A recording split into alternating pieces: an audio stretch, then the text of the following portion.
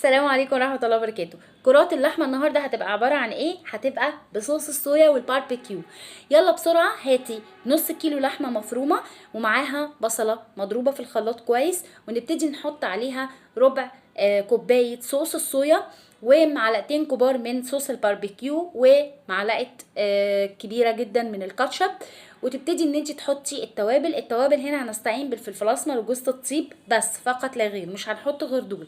عندك بقدونس، حزمه بقدونس خضراء، تبتدي ان انت تحطيها مع اللحمه، وتبتدي ان انت تكوري كل الخليط دوت وترصيه في الصينيه بتاعه اللي هتدخل الفرن. وانت بترصيه في الصينيه هتحطي من فوق الوش كده زي تعملي بالفرشه صوص الباربيكيو عليها وتحطيها، وتبتدي تتساب في الفرن لحد ما تستوى. هتطلعيها هتلاقيها بنفس الشكل الروعه ده. صوص الباربيكيو صوص الصويا تحفين جدا جدا.